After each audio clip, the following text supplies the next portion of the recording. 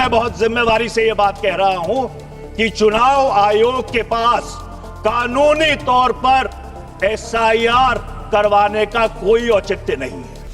327 में मतदाता सूची, सीमांकन, चुनाव संचालन और उसके लिए कानून बनाने की सिफारिश संसद को करने की सत्ता चुनाव आयोग को दी है। कल हमारे सदस्य मनीष तिवारी कहते थे गहन पुनर्निरीक्षण का इनको अधिकार ही नहीं। आर्टिकल 327 पूर्ण अधिकार देता है कि मतदाता सूची इस व्याख्या के आधार पर बनाने का अधिकार चुनाव आयोग को है।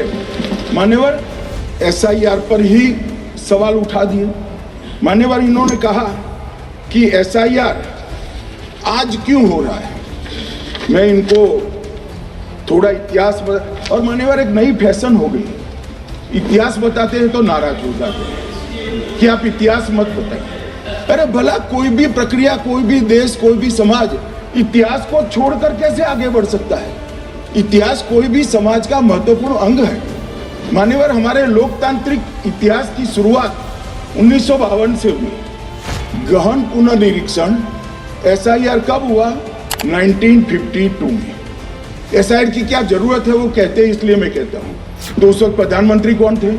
जवाहरलाल नेहरू। किस पार्टी से थे? कांग्रेस पार्टी से। दूसरा कब हुआ? 1957 में। फिर जवाहरलाल नेहरू प्रधानमंत्री थे, कांग्रेस पार्टी से थे।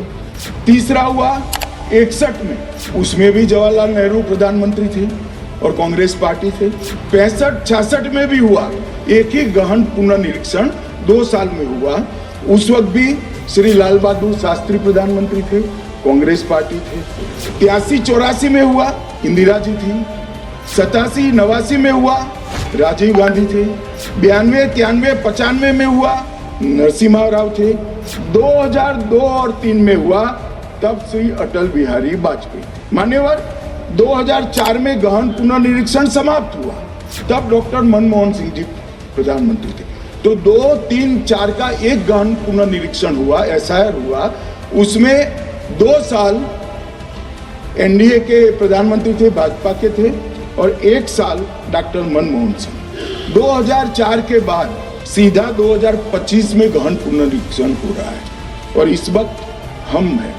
एक पूरा गहन पुनर्निरीक्षण एसआईआर की प्रक्रिया का आज तक 2004 तक किसी भी दल ने विरोध नहीं किया है, क्योंकि ये चुनाव को पवित्र रखने की प्रक्रिया है। चुनाव के उद्देश्यों को, लोकतंत्र को स्वस्थ रखने की प्रक्रिया है।